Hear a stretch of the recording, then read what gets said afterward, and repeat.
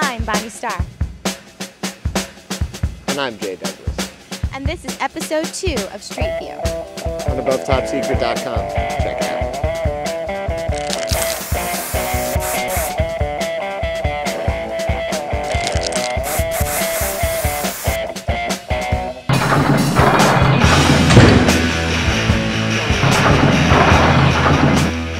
In our first episode of Street View, we covered the UFO sightings over Chelsea, New York City. There's been a lot of talk about these sightings being debunked, so I would like to address that before we move forward to another topic. Now, those in our ATS community who continue to comment on the New York City UFO sightings being debunked, we challenge you to provide us at Street View with some real answers. If those weren't UFOs, what do you believe they were? How balloons could hover over an area for over 9 hours. And how is it possible that balloons could produce such a high wattage of light that it could be seen over the overly illuminated New York City sky?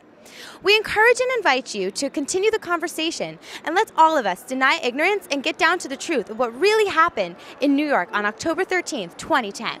After all night sorting through the fire hose, we have decided to tackle 2 topics right off the most recent threads. First, we get a little green, finding out what people think about global warming. And next, we will be having a little fun confronting McDonald's customers about what they just ingested while they're still digesting. What does New York think? So, yes. What do you think I'm going to ask you about?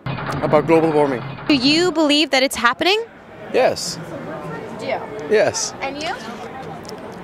Your definition. Man-made global warming? Yes, true aspect. Well, I actually believe in it because every year my parents and I we go to Mauritius, the same place every year. And this year I've noticed that the water actually came closer than it usually is. So that's the global warming. People. So you've experienced this firsthand? I believe it is mostly. Yes, I believe that. I'm not a scientist, but I think there are swells in the weather. Global warming is a threat. If we don't act now, this over here in a couple years' time, we might be flooded up in water. Here's me in the water doing this in the middle of New York. So when Al Gore says something, I just say it must be true, you know.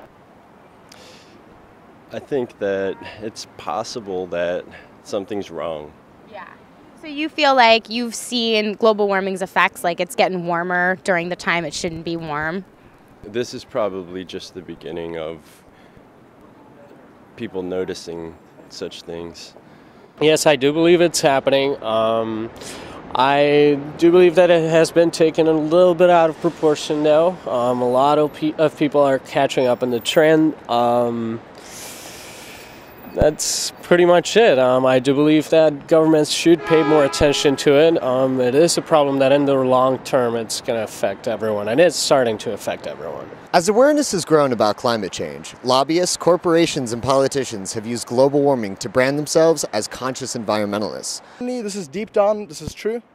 Al Gore lost presidency, really bitter about that, lost to George Bush. Oh, so angry, there's George Bush. Doesn't like this, he feels he's more charismatic, he feels he's a lot better, he loses. What do? How do you gain the world's praise? You invent a cause and you go around the world telling people, this is how it works, you show your maps. This is how it works this way. He does this whole little show, he pockets a few mil each show. I know myself because my dad actually interviewed him at one of the shows and South Africa had to pay him $3 million to just travel to South Africa. It's a good money-making scheme. So he made $3 million to be interviewed about global warming? He makes huge money. I mean, I can tell you this honestly. My dad's a journalist back home. Yeah. He traveled to South Africa, got paid for that, asked to go in specific cars. He only goes in green cars, what he deems as green. Right. It's an image-based thing. Do you believe in all the stuff that Al Gore is saying? I mean, do you think Not really, because he profiteers off of it. He has a very big holding and a lot of green aspects.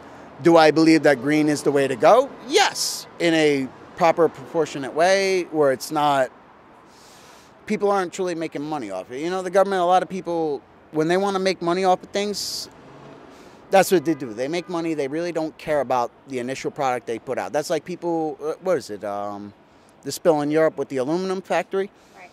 all that byproduct just ran into rivers and everything, and nobody is like, oh, you know, hey, cool, whatever. Oh, it's horrible. It's like the Gulf spill. Oh, it's so horrible. But you know that it's always there's always going to be a man-made byproduct. You know, because it's now a sort of a hype. And of course, when something new comes up, people are trying to find manners to making money out of it. So now in this stage, I think it's more concentrated on the fact of making money of it, and not on the actual problem. Like he was saying about Al Gore, Gore is really making a lot of money with it. Also, what he's saying is true. So, but even where I come from, even in where are you from? I'm from Belgium. I'm from Belgium. I don't think it's being pushed enough. I mean, I think it's, I think it's absolutely a fact, and I think we are contributing to it. And I think the fact that more kids have asthma, I mean, there are just a lot of things that have to do with what we're doing to the world. No, I don't think it's a political issue. There was something that I read, and it may have been in the Times, about fear. In other words, you see a garter snake, and you go, and react. But you don't react to global warming because it's way off in the future, and it doesn't have an ooh factor. Do you have anything that you do in your life? Like, do you have any way that you try to live or something that you try to do being conscious of global warming that you consistently try to do? Well, actually, I'm trying to use less energy in my house, so to turn off all the electricity when I'm not at home. So, and some small things. Yeah. Even though most people know how harmful American fast food is, these stores in Manhattan see up to 750,000 people per day. I'm obviously in the wrong business. I guess if my business was poisoning the human race, I too would be a billionaire. Let's see what these customers have to say for themselves.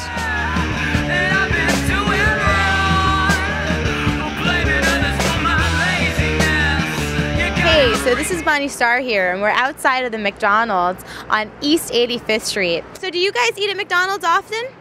About once a week. Once a week? Do you consider yourself health-conscious people? Not really. Somewhat. The problem with me is like it's really cheap. It's like the cheapest thing out there. So because of that, it's terrible. But I know I could be eating better. But sometimes it's just $1 cheeseburger is all I can be affording, which is a bad cycle to get into. But yeah, not something I'm proud of. Either way, I know it's not the most healthiest thing, and I know that it's a bunch of processed animal parts probably put together, and I know there's a lot of chemicals in it.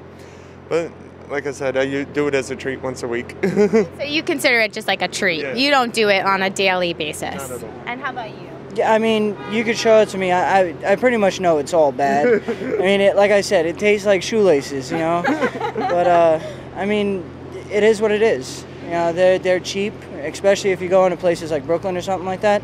They're cheaper out there, so. Do you eat them because they're cheap? Yes. Yeah. A health-conscious person?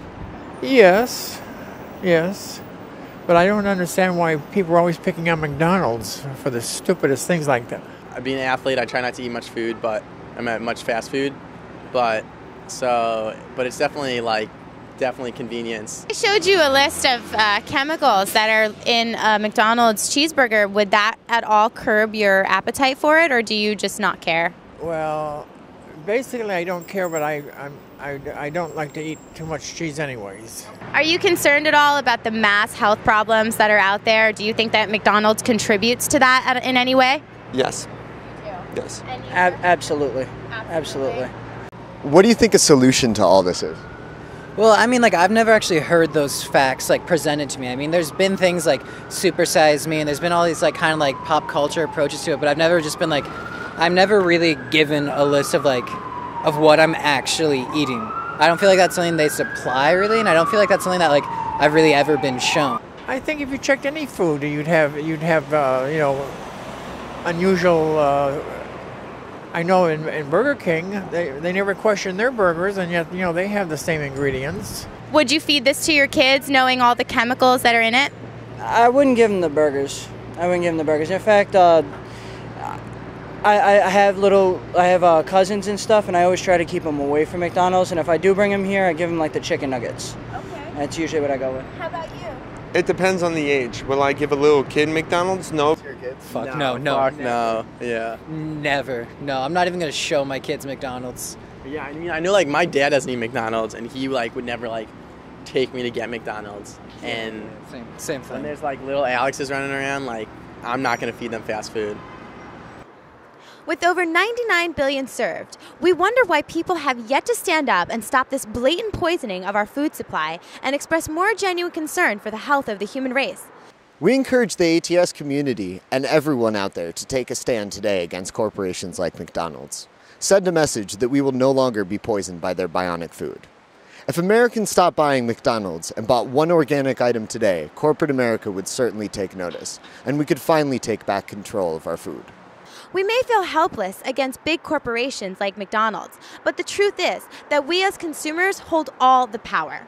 If we simply boycott it and stop buying this poisonous food, and if we stop giving it to our children and condoning future generations to buy this poison, we could eliminate companies like McDonald's altogether, and we could stop them from having so much power over our food supply. We're at the end of the second installment of Street View. Thank you for everyone who posted a comment on episode 1. And thank you for watching. We leave you with a new section we like to call Citizen of the Week. This week we feature Mr. Jimmy McMillan, who spoke out last night at the governor's debate. I'm Bonnie Starr, and thank you for watching Street View. The rent is too damn high party. People are working 8 hours a day and 40 hours a week to some a third job. Women can't afford to take care of their children, feed their children breakfast, lunch, and dinner. My main job is to provide a roof over your head, food on the table, and money in your pocket. This is politics as usual, playing a silly game. It's not going to happen. The rent too damn high movement, the people I'm here to represent can't afford to pay their rent. They're being laid off right now as I speak. They can't eat breakfast, lunch, or dinner. Listen, someone's stomach, child's stomach just growled. Did you hear it? You gotta listen like me. Okay.